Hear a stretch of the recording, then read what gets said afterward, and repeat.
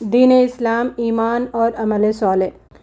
اس topic کے related ہم نے ایمان کو سمجھنے کی کوشش کی ہے، عمل صالح کسے کہتے ہیں اس کو ہم نے سمجھا ہے، پھر اعمال معصیت جو عام اپنی زندگیوں میں پائے جاتے ہیں، گھروں میں پائے جاتے ہیں، جو مسلمان ملوث ہے ان بڑے بڑے گناہوں میں، ان کی چند ہم نے مثالیں دیکھی۔ اللہ رب العزت ہم سب کو وہ جو اعمال ہے اللہ کو ناپسند آنے والے اور جو گناہ کے اعمال ہیں ان کو کرنے سے محفوظ رکھے اور عمل صالح کی زندگی گزارنے کی توفیق عطا فرمائے۔ صحابہ کرام، انبیاء، صالحین، شہداء ڈر ڈر کر زندگی گزارتے تھے، حالانکہ وہ زیادہ عمل صالح میں ہی ان کی زندگی گزرتی تھی، پھر بھی چھوٹی موٹی خطاؤں سے بہت ڈرا کرتے تھے، اور آج ہم نڈر ہے، بے خوف ہے۔ کیوں؟ کیونکہ ایک تو اس کا ریزن ہمیں نظر آتا ہے کہ علم کی کمی ہے۔ ہم نے دین اسلام کا علم حاصل کرنا چھوڑ دیا۔ ہماری یہ امت جس کا پہلا پیغام تھا، جس کی پہلی وحی تھی علم حاصل کرنے کی، تو اس علم کو حاصل کرنا چھوڑ دیا۔ تو جب ہم نے علم حاصل کرنا چھوڑ دیا تو پھر اللہ کو پہچاننے میں بھی پیچھے رہ گئے۔ اللہ کرے کہ ہمیں علم حاصل کرنے والوں میں شامل فرمائے۔ علم حاصل کرنے کا جذبہ ہم سب کے خاندانوں میں، گھروں میں، ہر فرد کو نصیب ہو، آمین۔ کیونکہ قرآن کی دوسری آیتیں یاد ہو یا نہ ہو کسی کو، لیکن سورہ زلزال کی یہ آیتیں تو سب کو یاد ہوں گی۔ فَمَن يَعْمَلْ مِثْقَالَ ذَرَّةٍ خَيْرًا يَرَهُ وَمَن يَعْمَلْ مِثْقَالَ ذَرَّةٍ شَرًّا يَرَهُ۔ جس نے ذرہ برابر بھی نیکی کی ہوگی اس کو دیکھ لے گا، اور جس نے ذرہ برابر بھی برائی کی ہوگی، یعنی جس نے ذرہ برابر بھی عمل صالح کیا ہوگا اللہ تعالیٰ اس کو بدلہ دیں گے، جس نے ذرہ برابر بھی عمل معصیت، عمل باطل کیا ہوگا، برے کام کیے ہوں گے، وہ ان کو وہاں قیامت کے دن دیکھ لیں گے۔ اس کا برابر ذرہ برابر بھی اللہ تعالیٰ ناانصافی نہیں کریں گے، برابر بدلہ دیں گے۔ تو دوسری بات یہ ہے کہ جب انسان علم حاصل کر لیتا ہے، ایمان اس کے اندر پختہ ہو جاتا ہے، پھر وہ عمل صالح کو بھی سمجھ لیتا ہے اور عمل صالح پہ عمل کرنے کے لیے آگے بڑھتا ہے، تو یہاں پر اس کو ضرور مشکلات کا سامنا کرنا پڑے گا۔ تو ایک وہ زمانہ تھا جو نبی صلی اللہ علیہ وسلم کا شروعات کا زمانہ تھا، آپ نبی بنے، تو وہاں پر ٹیسٹ کیا تھا؟ ڈکلیریشن آف فیتھ کا، یعنی لوگ اگر کلمہ پڑھ لینا، یہ بڑا امتحان تھا ان کے لیے، اپنے فیتھ کو ڈکلیئر کرنا وہ بڑا امتحان تھا، اور صحابہ کرام نے کیا، انہوں نے ڈکلیئر کیا اپنے فیتھ کو، میں ایمان والا ہوں، میں ایمان لایا اللہ پر، میں اللہ کی مرضی پر راضی ہوں، یہ ڈکلیئر کرنا پڑتا ہے۔ قرآن میں اللہ تعالیٰ ارشاد فرماتے ہیں وَهَذَا الْكِتَابُ أَنزَلْنَاهُ مُبَارَكًا مُصَدِّقًا الَّذِي بَيْنَ يَدَيْهِ وَلِتُنذِرَ أُمَّ الْقُرَىٰ وَمَنْ حَوْلَهَا۔ تو یہ نبی صلی اللہ علیہ وسلم کو بھیجا گیا اس مکہ اور مکے کے اطراف کے جو لوگ ہیں ان کو ڈرانے کے لیے۔ لِتُنذِرَ أُمَّ الْقُرَىٰ وَمَنْ حَوْلَهَا۔ سورہ الشورى میں آیت 7 میں بھی یہی ذکر ہے، لِتُنذِرَ أُمَّ الْقُرَىٰ وَمَنْ حَوْلَهَا۔ تو ہم یہ بلیم نہیں کر سکتے یا اللہ تعالیٰ کے سامنے ہم شکایت نہیں کر سکتے کہ اللہ تعالیٰ اپنے کوئی اور پلانٹ پہ ہمیں پیدا کیے ہوتے تو پھر عمل کرتے تھے ہم، نہیں، اللہ تعالیٰ نے حجت یہاں پہ قائم کر دی ہے، اسی زمین پہ، یہ جو ارتھ ہے اسی پہ تم کو عمل کرنا ہے، اور اس ارتھ پہ جس جگہ پر تم ہو وہیں پر تمہیں عمل کرنا ہے۔ اس کا بھی قرآن میں 3 جگہ ذکر ہے، سورہ انعام آیت 135، سورہ زمر 39، سورہ ہود 121۔ ان سب آیتوں میں کیا بتایا گیا؟ قُلْ يَا قَوْمِ اعْمَلُوا عَلَىٰ مَكَانَتِكُمْ إِنِّي عَامِلٌ۔ تم جہاں کہیں پر بھی ہو، تم جس مقام پر بھی ہو، تم جس کنٹری میں بھی ہو، تم جس کانٹیننٹ میں بھی ہو، تم جس شہر میں ہو، تم جس بستی میں ہو، تم جس گلی میں ہو، ہر جگہ جہاں پر بھی تم ہو اس قرآن پر عمل کرنا ہے، اس شریعت پر عمل کرنا ہے، اس دین اسلام پہ عمل کرنا ہے۔ تو یہ حجت بھی اللہ تعالیٰ نے قائم کر دی ہے. تو ہم کوئی بھی بہانہ نہیں دے سکتے قیامت کے دن کہ اللہ تعالیٰ اس چیز کی وجہ سے میں نے عمل نہیں کیا، اس جگہ کی وجہ سے میں نے عمل نہیں کیا. تو بات یہ یاد رکھنا ہے، یہ دماغ میں فٹ بٹھانا ہے کہ یہ جو راستہ ہے، جنت کی چاہت تو ہمیں ہے، سب یہی چاہتے کہ ہم جنت میں جائیں، لیکن جنت میں جانے کے لیے جنت اور جہنم کا جو مشاہدہ کرایا گیا، اللہ تعالیٰ نے جبرائیل علیہ السلام سے کہا کہ آپ جاؤ جنت کو دیکھ کے آؤ، پھر آپ نے جہنم کے پاس بھیجا، جہنم کو دیکھ کے آؤ. تو جبرائیل علیہ السلام آ کر اپنے تاثرات پیش کرتے ہیں کہ اللہ تعالیٰ جنت تو اتنی خوبصورت ہے، ہر کوئی اس میں جانا چاہے گا، تو جہنم تو اتنی بھیانک ہے، اتنی ڈینجرس ہے، وہاں پہ تو کوئی قدم بھی رکھنا پسند نہیں کرے گا، اس کے آس پاس بھی بھٹکنا پسند نہیں کرے گا.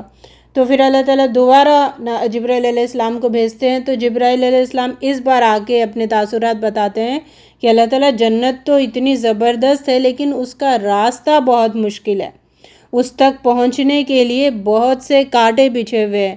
تو ان کانٹوں کو کراس کر کے، یعنی اس راستے کی جو مشکلات ہے اس کو برداشت جو کرے گا وہی اس تک پہنچ سکتا ہے. تو راستہ آپ نے اللہ رب العزت بہت مشکل بنا دیا جنت تک پہنچنے کا. تو راستہ بہت مشکل ہے، کس حساب سے؟ ارادہ کرنے کے لیے اور اس پر عمل کرنے کے لیے، اس پر جمنے کے لیے یہ مشکل ہے، ورنہ آگے جمنے کے بعد جو ہم کام کرتے چلے جاتے وہ کام آسان ہوتے چلے جاتا. اور جہنم کے بارے میں جبرائیل علیہ السلام نے کہا یہ تو بہت بھیانک جگہ ہے، لیکن اس میں جانے کے راستے بہت آسان ہیں. ایک اور بات بھی سمجھنے کی ضرورت ہے کہ جنت کا جو راستہ ہے وہ ہمارے دلوں کو پسند نہیں آتا، ہمارا نفس اس کو پسند نہیں آتا. راستے کو، جنت کو تو پسند کرتا ہے لیکن اس راستے کو پسند نہیں کرتا، کیونکہ اس میں مشکلات ہے، اس میں اپنے نفس پہ جبر کرنا پڑتا ہے، نفس کو منانا پڑتا ہے، دل کو راضی کرنا پڑتا ہے. تو یہ مشکلات ہے اس میں. لیکن جہنم کے لیے جو نفس جیسا چاہتا ہے، نفس برائی کو ہی پسند کرتا ہے نا، تو اس کا بھی ذکر اللہ رب العزت نے قرآن میں دے دیا، ان النفس لامارۃ بالسوء، نفس تو برائی، غلط راستوں کو. اس لیے ہم دیکھتے ہیں کہ لوگ برائی کی طرف جتنا اٹریکٹ جلدی ہوتے ہیں، وہ اچھائی کی طرف اٹریکٹ اتنا نہیں ہوتے. تو یہی تو ٹیسٹ ہے. ٹیسٹ مطلب اللہ تعالیٰ جو چیزیں نہیں پسند ہے یا پھر انہی پہ ٹیسٹ ہوگا نا، جو پسند ہے، جو آسان ہے، تو اس پہ ٹیسٹ کیا ہے؟ ٹیسٹ مطلب مشکلات میں کامیاب ہو کے دکھانا.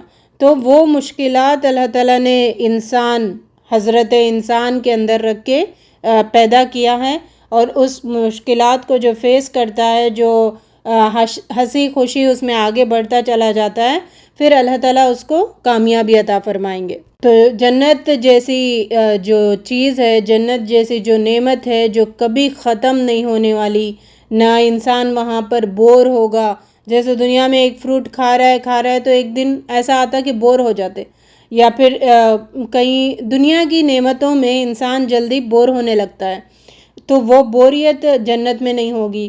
اور نعمتیں دنیا میں ختم بھی ہو جاتی ہے، تو جنت کی نعمتیں کبھی ختم نہیں ہوگی. اور دنیا میں نعمتیں خراب بھی ہو جاتی ہے، لیکن جنت کی نعمتیں کبھی خراب نہیں ہوں گی. تو ایسی جنت کے لیے تو ہمیں پاپڑ تو بیلنے پڑیں گے نا. ہم میں سے بہت سارے لوگ یہی سوچتے کہ مسلمان ہونا، کلمہ پڑھ لینا کافی ہے. تو ہم افسوس کے ساتھ یہ کہنا پڑ رہا ہے کہ یہ بھی ایک پردہ ہے کہ صرف ہم نے کلمہ پڑھ لیا لیکن اس کو ڈکلیئر نہیں کر رہے، کلمے کو ڈکلیئر نہیں کرے. جیسے کلمے میں کیا آتا ہے؟ اللہ پر، رسولوں پر، کتابوں پر، فرشتوں پر، اچھی بری تقدیر پر، آخرت کے دن پر یقین رکھنا، بیلیف کرنا، اور اس کو ڈکلیئر کرنا، سامنے سے بتانا، ہاں میں ان چیزوں کو مانتا ہوں، ان چیزوں پہ عمل کرتا ہوں. جیسے اصحاب کہف کا واقعہ آتا ہے، جب اس دور کا جو بادشاہ تھا اس نے یہ رکھا کہ چلو آؤ آپ سب اپنا جو ریلیجین ہے اس کو بتاؤ، تم کس دین پر ہو. تو اصحاب کہف تو پہلے ہی توحید پر آ گئے تھے، موحد تھے، تو ان کے اندر ایک ڈر تھا کہ اگر کہیں ہم بول دیں گے تو پھر یہ ہمیں قتل کر دیں گے، لیکن وہاں انہوں نے اس کو ظاہر کیا، بتا کہ ہم توحید پر ہے۔ تو اس کو کہتے ہیں ظالم بادشاہ کے سامنے بھی اپنا ایمان کا ڈکلیئر کرنا، بتانا بغیر ڈرے کے۔ تو وہ لوگ وہاں سے بھاگ کر کہف میں کیوں پناہ لی؟ ان کو یہ ڈر تھا کہ کہیں یہ لوگ ہمیں دین سے ہٹا نہ دے، ہمارے اوپر زبردستی نہ کریں، ٹھیک ہے۔ تو انہوں نے اپنے دین کو بچانے کے لیے کمپرومائز نہیں کیا، انہوں نے اپنے دین کو بچانے کی انہوں نے فکر کی ہے۔ تو اس طریقے سے ہمیں بھی اپنے دین کو ڈکلیئر کرنا ہے۔ تو ہم میں سے اکثر کیا چاہتے ہیں، کیا سمجھتے ہیں کہ مسلمان ہونا کافی ہے، صرف کلمہ پڑھ لینا کافی ہے۔ تو اگر کلمہ پڑھنا ہی کافی ہوتا تو نبی صلی اللہ علیہ وسلم خاموشی سے صحابہ کرام کو کلمہ پڑھا دیتے ان کے کان میں، اور وہ لوگ پڑھ لیتے تو کافی ہو جاتا تھا نا۔ لیکن اتنی مشکلات کیوں آئی؟ بلال رضی اللہ تعالیٰ عنہ کو اتنا ستایا گیا، تڑپایا گیا کیوں؟ یاسر رضی اللہ تعالیٰ عنہ کو، سمیہ رضی اللہ تعالیٰ عنہ کے شرمگاہ پہ تیر مارا گیا، اتنا بھیانک اور دردناک، ان کے ساتھ اتنا ظلم کیوں کیا گیا، اور وہ لوگ برداشت کیوں کرے؟ نبی صلی اللہ علیہ وسلم اپنی نبوت کا اعلان کرنے کے بعد، دین اسلام کا اعلان کرنے کے بعد، آپ صلی اللہ علیہ وسلم کی بیٹیوں کو طلاق دے دی گئی۔ یہ بھی نقصان ہے، یہ کیوں نبی صلی اللہ علیہ وسلم نے برداشت کیا؟ نبی صلی اللہ علیہ وسلم کو، صحابہ کرام کو وطن چھوڑنا پڑا، بہت سارے صحابہ کرام کو اپنے گھروں سے بے گھر کر دیا گیا، رشتے ناتے وہاں پہ ٹوٹ گئے، بیوی الگ ہو گئی، شوہر الگ ہو گیا، ماں باپ بچے الگ ہو گئے، بھائی الگ ہو گیا۔ تو یہ سارے نقصانات کیوں برداشت کرنے پڑے؟ کیوں انہوں نے برداشت کیا؟ کیوں یہ ساری چیزیں فیس کرنا پڑی؟ کیونکہ پہلے تو انہوں نے ایمان کو ڈکلیئر کیا، اپنے فیتھ کو، پھر دوسرا عمل صالح پر جمے، اچھے کام جو نبی صلی اللہ علیہ وسلم کا جس پہ مہر ہے، جو اللہ تعالیٰ نے نبی صلی اللہ علیہ وسلم نے بتایا ہے، اس راستے پر وہ جمے۔ تو عمل صالح پر جمنے کے وجہ سے، گڈ ڈیڈز پہ جمنے کے وجہ سے ان کو لوگوں نے ستایا، ان پر ظلم کیا، تو انہوں نے برداشت کیا، ٹھیک ہے۔ تو اتنا ظلم ہونے کے بعد بھی وہ پیچھے نہیں ہٹے، ڈٹے رہے، جمے رہے۔ تو یہ ہمیں کرنے کی ضرورت ہے۔ راستہ آسان ہے، لیکن اس میں قدم اٹھانا مشکل ہے، اور قدم اٹھانے کے بعد اس میں جمنا مشکل ہے۔ جو یہ حوصلہ پیدا کر لے اپنے اندر، جو اس ٹاسک کو برداشت کرنا، اور یعنی ایک گول ہم اپنی لائف میں بنا کے چلیں کہ میں قدم بھی اٹھاؤں گی اور اس پر جم کے بھی دکھاؤں گی، چاہے جو بھی مشکلات اس میں سے آئے، میں اسے گھبراؤں گی نہیں۔ یہ ہمیں اپنے اندر حوصلہ پیدا کرنا پڑتا ہے، کیونکہ اللہ رب العزت نے سورہ الاحقاف آیت 13 میں جو استقامت اختیار کرتے ہیں، جو جم جاتے ہیں، ان کا بدلہ بتایا ہے۔ ان الذین قالوا ربنا اللہ ثم استقاموا فلا خوف علیہم ولا هم یحزنون، جو ڈٹ جاتے ہیں، جو جم جاتے ہیں، ایمان لا کے عمل صالح پہ جم جاتے ہیں، ان کے لیے کوئی خوف نہیں ہوگا اور کوئی غم نہیں ہوگا۔ دنیا میں بھی ان کے لیے کوئی خوف نہیں ہوگا، کوئی غم نہیں ہوگا، اور آخرت میں بھی ان کے لیے کوئی خوف نہیں ہوگا اور کوئی غم نہیں ہوگا۔ تمام انبیاء جو اس میں جم گئے، صحابہ کرام جو اس پہ جم گئے، اس راستے پہ، ان کو آئسولیشن کا یہ برداشت کرنا پڑا، وہ اکیلے بھی ہوئے۔ لیکن خوشخبری سورہ ممتحنہ آیت 7 میں اللہ تعالیٰ دیتے ہیں، اگر اس راستے میں تمہارے آج لوگ دشمن ہوئے، لیکن ایک دن ایسا آئے گا کہ اللہ رب العزت ان کے دلوں میں محبت پیدا کر دے گا، وہ تمہارے دوست بن جائیں گے۔ تو ایسے ہم نے دیکھا نا، فتح مکہ میں جو جتنے دشمن تھے، تو نبی صلی اللہ علیہ وسلم کے دنیا سے جانے کے پہلے ہی سارے دوست بن گئے، سارے غول کے غول اسلام میں داخل ہو گئے۔ تو ہمیں تھوڑا صبر اور حوصلے کے ساتھ، عزم کے ساتھ اس راستے میں جمنے کی ضرورت ہے۔ لوگوں کو اس راستے پہ بلاتے رہنا ہے، لیکن کرنے کا کام کیا ہے؟ پہلے خود اس راستے پر اکیلے ہی چلنے کا حوصلہ پیدا کر لینا، کیونکہ ہم دنیا سے جا رہے اکیلے، تو پھر ہم اپنی فکر کرنا، اپنے آپ سے محبت کرنا، اپنی اس راستے پہ چاہے اکیلے کیوں نہ ہو چلتے چلے جانا، جیسے ابراہیم علیہ السلام کی مثال ہمیں ملتی ہے، تمام انبیاء کی ہمیں مثال ملتی ہے۔ ہر دور میں جہاں جہاں پر نبی آئے اور انہوں نے اس دین کے راستے پر چلنے کا عزم کیا، آگے بڑھے، تو بہت سارے لوگوں کو اکیلے اکیلے ہی چلنا پڑا، پھر اللہ تعالیٰ گروپ بنا دے گا۔ تو پہلے اکیلے چلنے کا حوصلہ ہمیں پیدا کرنا ہے، ڈٹنے کے راستے میں جتنی بھی ریسسٹنس آئے اس کو برداشت کر کے آگے بڑھتے چلے جانا ہے۔ سورۃ طٰہٰ آیت 131 میں اللہ رب العزت ارشاد فرماتے ہیں، لا تمدن عینیک الی ما متعنا بہ ازواجا منہم زہرۃ الحیاۃ الدنیا، دنیا جس کو دی گئی ہے ان لوگوں کی طرف تم آنکھ اٹھا کر بھی نہ دیکھو، تو ان کو رہنے دو۔ ہمیں ہماری فکر، ہماری سوچ، ہمارا ٹارگٹ، ہمارا ڈیسٹینیشن جنت پر ہونا چاہیے، جنت ہمارا ٹارگٹ ہونا چاہیے، جنت پہ ہماری نگاہ ہونی چاہیے۔ تو یہاں پہ ایک بات ہے، اس راستے میں بہت سارے دشمن ہیں، اور 4 دشمن کا تو اللہ رب العزت نے قرآن میں ذکر کر دیے۔ ایک ہے شیطان، دوسرا نفس، تیسرا دنیا، اور چوتھا انا، میں جو کہتے ہیں۔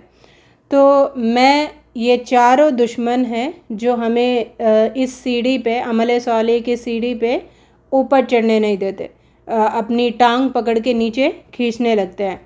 اور شیطان کے بارے میں سورہ فاطر آیت 6 میں بتایا ہے، شیطان دشمن ہے، اس کو تم دشمن ہی جانو۔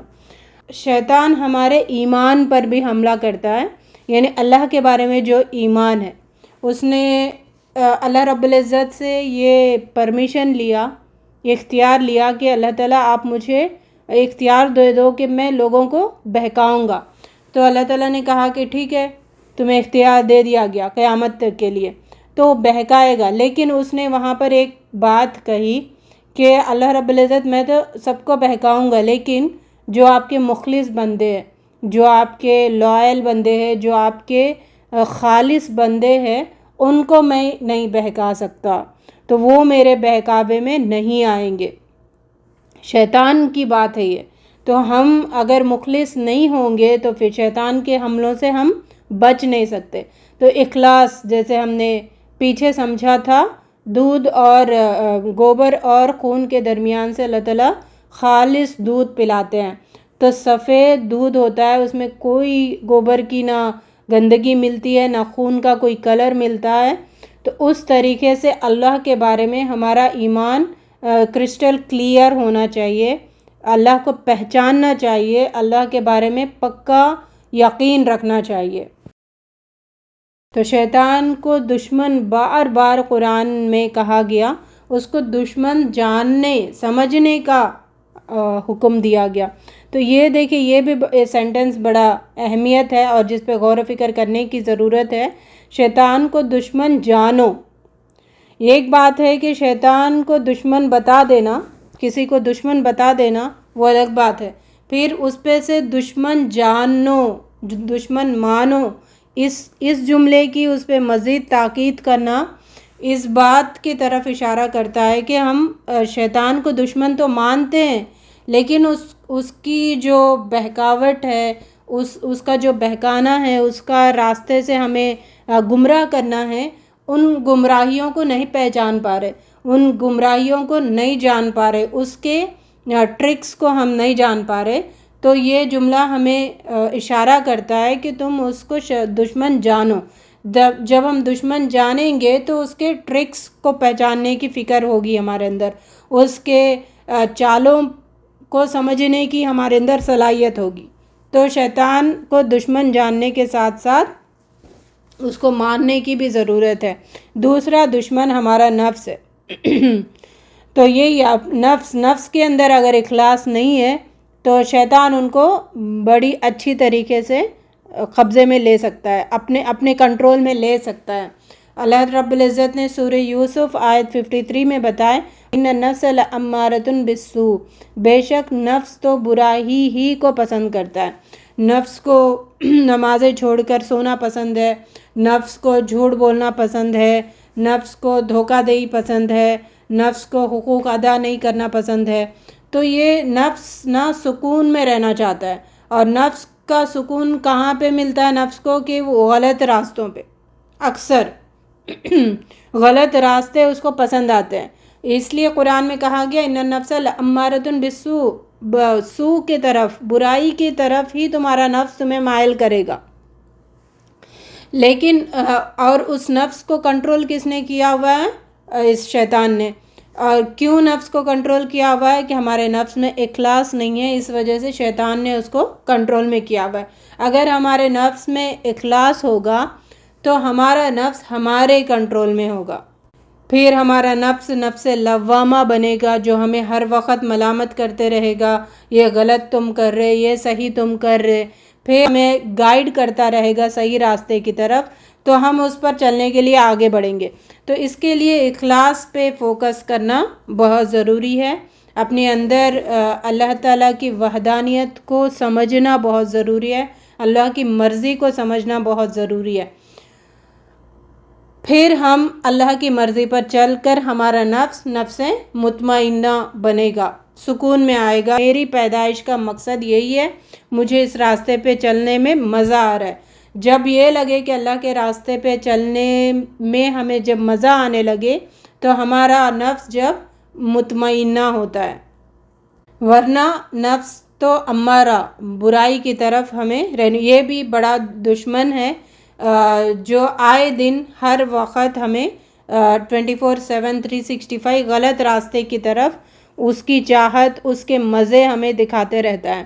اللہ کرے کہ ہم اس دشمن سے بھی مقابلہ کرنے میں جیتنے والوں میں ہم سب کا شمار ہو، شیطان سے بھی جیتنے والوں میں ہم سب کا شمار ہو۔ تیسرے دشمن کے بارے میں قرآن کہتا ہے دنیا، اور دنیا والے، دنیا کے لوگ یعنی رشتہ دار، اپنے آس پڑوس کے لوگ، ہم جن لوگوں کے بیچ میں رہتے ہیں وہ لوگ اور وہ دنیا، دونوں ہمارے دشمن ہیں۔ سورہ تغابن میں بتایا گیا رشتہ دار تمہارے دشمن ہے، آیت نمبر 14-15 میں بتایا گیا رشتہ دار، دنیا والے فتنہ ہے تمہارے لیے۔ سورہ توبہ 85 میں بتایا گیا مال اور اولاد میں کھو جانا انسان کے لیے سزا ہے، انسان کے لیے اس میں اللہ رب العزت نے سزا رکھی ہے۔ کیوں؟ انسان جب اس میں اللہ کے راستے کو چھوڑ دیتا ہے تو پھر مال اور اولاد میں ہی کھو جاتا ہے نا، دنیا والوں میں ہی کھو جاتا ہے۔ تو دنیا والوں میں کھو جانا بھی یہ سزا ہے دنیا میں، جس کو ہم سمجھ نہیں پا رہے۔ اور سورہ عبس آیت 34 سے 36، سورہ مجادلہ آیت 17 میں، ان سب آیتوں میں اللہ رب العزت نے دنیا والوں کے بارے میں بتایا۔ تو یہ فتنہ کب بنتے ہیں اور یہ کیوں فتنہ بنتے، دشمن کب بنتے ہیں، فتنہ کب بنتے ہیں، دشمن کب بنتے ہیں؟ سورہ توبہ آیت 23 اور 24 میں بتایا کہ تمہارے باپ اور بھائی ظالم ہیں۔ یہ باپ اور بھائی ظالم کب بنیں گے؟ جو کفر کی طرف تمہیں بلاتے ہیں، یعنی اللہ کی مرضی کے خلاف تمہیں حکم دیتے ہیں کہ کام کرو، تو ویسے لوگوں سے دوستی نہ کرنے کا حکم ہے۔ اس میں اللہ تعالیٰ نے کلیئر کٹ کہا ایسے ظالموں سے، ایسے باپ بھائی سے تم دوستی نہ کرو جو تمہیں کفر کی طرف بلاتے ہو۔ اور سب سے بڑی چیز جو انسان کے فیوچر میں وہ کرنے والا ہے، اس کے بارے میں اللہ رب العزت ذکر کرتے ہیں سورہ معارج اور باقی بہت سی آیتوں میں، کہ میدان حشر میں وہی انسان جو دنیا میں لوگوں کے بیچ رشتہ داروں کو چھوڑنا پسند نہیں کرتا، اللہ تعالیٰ کے لیے اپنے فیملی ممبرس کو ناراض کرنا پسند نہیں کرتا اللہ تعالیٰ کے لیے، وہ کہے گا کہ میدان حشر میں اللہ تعالیٰ میرے سارے رشتہ داروں کو لے لو، آپ ان کو میرے بدلے مجھے جنت میں بھیج دو، میرے بدلے ان سب کو جہنم میں ڈال دو، ان کو فدیے میں لے لو آپ۔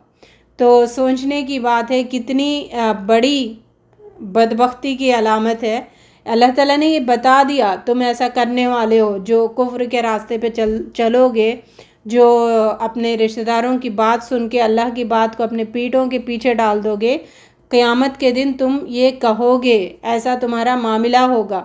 یہ اللہ رب العزت نے قرآن میں جگہ جگہ پر یہ باتیں بتائی ہے۔